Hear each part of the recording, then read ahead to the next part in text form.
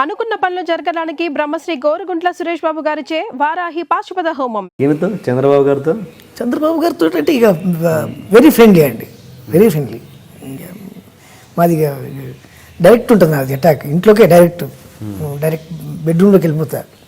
Missus తోటి కానీ పిల్లలతో కానీ వాళ్ళతో కానీ నాకు చాలా విపరీతమైన అనుబంధం. అంటే మీరు అక్కడ లైబ్రరీలో చేయడం వల్ల అక్కడ నుంచి స్టార్ట్ అవ్వడం వల్ల తెలుగుదేశంలో జాయిన్ అయ్యారా లేకపోతే అంతేనండి, దాంతో అనుబంధం. కేసీఆర్ గారు అప్పుడు రవాణా శాఖ మంత్రి చేసేవారు. వారు ఆయన ఎంత స్ట్రిక్ట్ అంటే కేసీఆర్ గారు అప్పుడే రవాణా శాఖ మంత్రి కానీ స్కూటర్ మీద వచ్చేవాడు, పక్కన పోలీసులు స్కూటర్ మీద వచ్చేవాడు. ఆయన కావాలని ఎట్లా జరుగుతుంది ఏం సంగతి అని చూడడానికి స్కూటర్ మీద వచ్చేవాడు అసెంబ్లీకి. అంత కారున్నా కూడా స్కూటర్ మీద వచ్చేవాడు, స్కూటర్ మీద వచ్చి చూసేవాడు అసలు ఎట్లా జరుగుతుంది ఏం సంగతి అని, పరిస్థితులు ఎట్లున్నాయి ఏం సంగతి అని. అప్పుడు బ్రహ్మాండమైన ఆ వారితో కూడా బాగా విపరీతమైన అనుబంధం ఉంది నాకు. వాళ్ళ ఫ్యామిలీతో కూడా మంచి అనుబంధం ఉంది. అంటే ఇప్పుడు ఏంటి అంటే ఇక్కడ అంతా టీఆర్ఎస్ హవా నడుస్తుందని టీఆర్ఎస్లోకి జంప్ అయ్యారా? ఇప్పుడు మీరు జంప్ అవ్వలేదు, దేంట్లోకి జంప్ అవ్వలేదు, దేంట్లో జాయిన్ కాలేదు. ఇంతవరకు నాకు తెలుగుదేశం సభ్యత్వం కూడా లేదు నాకు. బట్ అయినా టీఆర్ఎస్కి సపోర్ట్ ఎక్కువ మీరు ఇప్పుడు టీఆర్ఎస్లో తిరుగుతున్నారు కదా? టీఆర్ఎస్లో తిరగట్లేదండి, ఏ దాంట్లో తిరగను. నన్ను ఎవరు పిలుస్తూ వాడి దగ్గరికి వెళ్ళి కనబడి వాడితో మాట్లాడి ఆ ప్రోగ్రామ్ అటెండ్ చేసి వస్తా. Okay okay. బట్ మీకు ఇప్పుడు స్వచ్ఛ భారత్ బ్రాండ్ అంబాసిడర్ అండి ఇక్కడ మీర్పేట్ కాపురా మొత్తానికి నేను. Okay okay. సత్సంబంధాలు ఉన్నాయి మాత్రం టీఆర్ఎస్ లీడర్స్ తోటే ఎక్కువగా ఉన్నాయి ఇప్పుడు. టీఆర్ఎస్ లీడర్స్ తోటి ఉన్నాయి, తెలుగుదేశం లీడర్స్ తోటి ఉన్నాయి, దానం నాగేంద్ర తోటి ఉంది, ఉత్తమ్ కుమార్ రెడ్డి గారి తోటి ఉంది, అందరితో ఉన్నాయండి. నారాయణ గారు మంత్రి గారు, నారాయణ గారు సిపిఎం నారాయణ గారి తోటి ఉన్నాయి, అందరితో ఉన్నాయి. నేను ఒక డప్పు కొట్టేటోను సార్. మీ ప్రోగ్రామ్ అంటే మీకు వచ్చి డప్పు కొడతా, పలానా వాళ్ళ ప్రోగ్రామ్ ఉందంటే పలానా వాళ్ళకి వెళ్ళి డప్పు కొడతా, అంతవరకే. డబ్బులు ఇస్తే ఎక్కడైనా చేస్తారు అంతే, 100% అంతే పక్కా. ఏ ప్రోగ్రామ్ అయినా చేస్తారు, ఏ ప్రోగ్రామ్ ఏం చేస్తా, ఏ పార్టీకి ఏం చేస్తా, ఎవరికైనా చేస్తా. పార్టీ అని కాదు, ఎలాంటి ప్రోగ్రామ్ అయినా ఎలాంటి డబ్బులు ఇస్తే దేనికైనా సపోర్ట్ చేస్తా. బూతులు ఏందైతే చేస్తా. నేను డిస్కోథెక్లకు వెళ్ళను, పబ్లకు వెళ్ళను, క్లబ్లకు వెళ్ళను, నాకు అలవాటు లేవు. మీరు ఇక్కడ ఎందుకు మీరు అటు film Nagar side Jubilee side ఎందుకు ఇల్లు కట్టుకోలేదు? ఇష్టం లేకనా లేకపోతే ఇక్కడ నా దుకాణం అక్కడ సార్. పొద్దున్నే ఇక్కడ లేస్తా, అక్కడికి పోయి షటర్ తీస్తా, షటర్ తీసిన తర్వాత సినిమా దుకాణం షటర్ ఓపెన్ చేస్తా, దుకాణం తీసుకుంటా, సాయంత్రం ప్యాకప్ కాగానే ఇక్కడికి వచ్చేస్తా. ఇక్కడ మాకు అంటే మా ఫ్యామిలీ మొత్తం ఇక్కడే ఉంది కాబట్టి, మా అమ్మ కానీ మా అన్నయ్యలు కానీ మా అక్క కానీ మా చెల్లె కానీ అందరం ఇక్కడ సరౌండింగ్స్ కాబట్టి ఇక్కడ ఉండాల్సి. ఫిల్మ్ నగర్లో కూడా ల్యాండ్ ఉంది నాకు. అంటే అందరూ అక్కడికి ఉండడానికి ఇష్టపడతారు కదా? ఏముంది sir, 1 hour before 1 hour 9 o'clock shooting అంటే 7 o'clock ఇక్కడ నుంచి బయలుదేరినట్టు సరిపోతుంది నాకు. Happy friend. సెలబ్రిటీ అన్న వాళ్ళు మామూలు జనాలలో కలిసి ఉండడం అన్నది ఎంతవరకు ప్లస్ అవుద్ది మైనస్ అవుద్ది?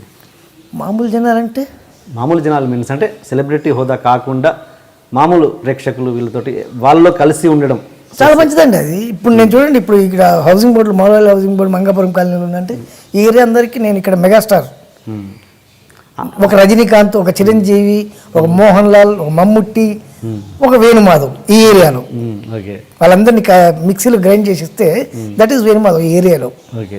ఏ జరిగినా ఎక్కడున్నా ఎవరి ఫంక్షన్ ఉన్నా వచ్చి కార్డు ఇచ్చిపోతారు, కంపల్సరీ వాటికి అటెండ్ అవుతారు. నేను ఎట్ ద సేమ్ టైం పొద్దున్న లేస్తే కళ్ళ ముందు కనబడ్డప్పుడు కొంచెం చీప్ అయ్యే అవకాశాలు కూడా ఉంటాయి కదా? అస్సలు ఉండదు సార్. ఎందుకు చీప్ అవుతాం? చీప్ మీన్స్ అంటే రోజు చూసే మొహమే కదా అన్నట్టుగా అలా కానివ్వండి, దానివల్ల నాకేం ఇబ్బంది ఉండదు. అట్లే ఉండదు.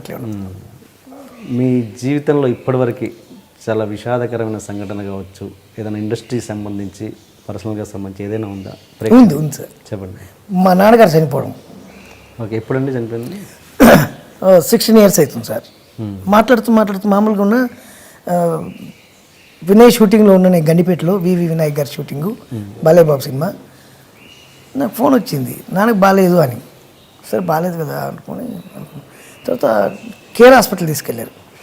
కేర్ హాస్పిటల్ తీసుకెళ్ళిన తర్వాత హార్ట్ స్ట్రోక్ వచ్చిందని చెప్పారు. నాకు ఇక్కడ టెన్షన్, అక్కడ వాళ్ళకి చెప్పలేను. తర్వాత ఇక లాస్ట్కి వినయన్కి చెప్పిన, నాన్న ఎట్లుందంటే అయిపోతుంది విను, అయితే నీ షార్ట్స్ పెడతా కానీ నా షార్ట్లు పెట్టేసి నన్ను పంపించేశారు. నేను డైరెక్ట్ కేర్ హాస్పిటల్కి వెళ్ళాను. అక్కడ హార్ట్ స్ట్రోక్ అంటే మేజర్గా వచ్చింది, లాభం లేదన్నారు వాళ్ళు. కాక చూడండి సార్ అని చెప్తే బాలయ్య బాబు అప్పుడు నుండి కేర్ వాళ్ళకి ఫోన్ చేసి టేక్ కేర్ అండి, చాలా జాగ్రత్త చూసుకోండి అని బాలయ్య బాబు తెలిసింది విషయం. ఓకే. తర్వాత ఒక 2-3 daysకు ఆయన నాన్నగారు పోయారు. ఓకే. అదే మీకు అత్యంత అంతే. ఇంకా అలా కాకుండా మీ మనసును ఇండస్ట్రీ పరంగా ఎన్నో రకాల అవమానాలు కావచ్చు, ఇబ్బందికరమైన విషయాలు ఏదో జరిగి ఉండొచ్చుగా. నేను ఎవరిని ఇబ్బంది పెట్టుంటే కానీ నన్ను ఎవరు ఇండస్ట్రీలో ఇబ్బంది పెట్టలేదు, లేదా? పెట్టలేడు. ఎట్లా, ఎందుకంత నమ్మకం? నేను నా మీద నాకు నమ్మకం అంతే. నేను ఎవరికి భయపడను, అస్సలు భయపడను. బట్ మీరు స్టేజ్ల మీద చాలా మంది హీరోలకు మస్కాలు కొడుతుంటారుగా. మస్కాలు అసలు కొట్టనండి, మస్కాలు కొట్టాల్సిన అవసరం నాకే ఉంది సార్. మస్కాలు అంటే ఆ బాడీ లాంగ్వేజ్ కాబట్టి అలా అంటే వాళ్ళు పెద్దవాళ్ళు కాబట్టి వాళ్ళని గౌరవించాల్సిన అవసరం ఉంది కాబట్టి గౌరవిస్తూ తప్పితే ఎవరికి పడితే ఆడికి ఉండదు. మీ ఫేవరెట్ హీరో ఎవరండి ఇప్పుడున్న స్టార్స్లలో? వేణుమాధవ్ అని మంచి హీరో వాడు. భూకైలాస్, ప్రేమ, హంగామా అలాంటి సినిమాలు చేసిండాడు. మంచి హీరో అన్నాడు. మరి ఇలా మాట్లాడితే మరి ఉన్న అవకాశాలు కూడా పోయే అవకాశం ఉందిగా. వద్దు సార్, అవసరం లేదు. నేను ఇప్పుడు కడుపు నిండు ఉన్నా, భోజనం చేసి ఉన్నా, మళ్ళీ మీరు ఇంకో భోజనం తీసుకొచ్చి బిర్యానీ తీసుకొచ్చినా కూడా తినలేను నేను. ఇదే మాటలు సినిమా కెరీర్ బిగినింగ్లో మాట్లాడే వల్ల సపోజ్ ఇదే ఇంటర్వ్యూ నాకు బాగా బలుపు ఎక్కువ సార్, నాకు బాగా బలుపు ఎక్కువ, ఈగో ప్రాబ్లం ఎక్కువ. నేను ఎవరిని అంటే నన్ను ఎవడు భయపెట్టియలేడు, ఎవరైనా సరే నన్ను భయపెట్టియలేడు అంతే. నేను అనేది ఇదే ఇంటర్వ్యూ, సపోజ్ ఇదే ఇంటర్వ్యూ కావచ్చు, ఈ మాటలు సినిమా కెరీర్ బిగినింగ్లో కూడా మాట్లాడగలిగేవాళ్ళు? ఎప్పుడు ఓకే సక్సెస్ అంటే ఇప్పుడు కడుపు నిండి ఉండాలి కదా, నిండకపోయే ముందు కూడా ఇలాగే మాట్లాడేవాళ్ళు? అప్పుడు నిండకపోయింది సార్, ఐఎమ్ కంప్లీట్ బీకామ్. నేను ఎక్కడ అకౌంట్స్ రాసుకున్నా నాకు డబ్బులు వచ్చేస్తాయి. ఇప్పుడు మళ్ళీ పోయి టీటీఎల్లో జాయిన్ అయినా మళ్ళీ నాకు డబ్బులు ఇస్తారు, అంతకంటే ఎక్కువ ఇస్తారు. 800 కాదు కదా, ఇప్పుడు ఎక్కువనే ఇస్తారు. నెక్స్ట్ ఎలక్షన్ నిలబడే ఆలోచన అసలు లేదు సార్. పాలిటిక్స్ నేను పొలిటీషియన్స్ తోటి పనులు తీసుకుంటే తప్ప నేను పొలిటికల్గా రాను. పొలిటికల్ వచ్చింది అనుకోండి, నేను ఒక కాన్స్టిట్యున్సీకి, ఒక్క నియోజకవర్గానికి ప్రాతినిధ్యం వహించాల్సి వస్తుంది, వాళ్ళ బాధ్యతలు తీసుకోవాల్సి వస్తుంది. ఇలా ఉండడం వల్ల ఎనీ నియోజకవర్గం నుంచి ఎవరు వచ్చినా ఏ పనైనా మినిస్టర్ దగ్గరకో ఎమ్మెల్యే దగ్గరకో డైరెక్ట్ పోయి మాట్లాడి, సార్ ఇది జెన్యూన్ అయితేనే చేయండి, లేదంటే వద్దని చెప్తా. ఐ మీన్ మీ భాషలో చెప్పి పైరవీలు చేస్తా, నేను పక్క. డబ్బులు తీసుకుని నాకు అవసరం ఉంది సార్ డబ్బులు. ఈ మధ్య మీరు చిరంజీవి గారి 150 సినిమా ఖైదీ నెంబర్ 150 దాని గురించి అది హిట్ కావాలని మీరు తిరుపతిలో గుండు కొట్టించుకున్నారంట, నిజమేనా? ఖైదీ నెంబర్ 150 ప్లస్ బాలకృష్ణ గారు 100 సినిమా కోసం. ఇది ఎన్నడూ చేయని వేణుమాధవ్ గారు ఎందుకు అలా చేశారు ఇప్పుడు కొత్తగా?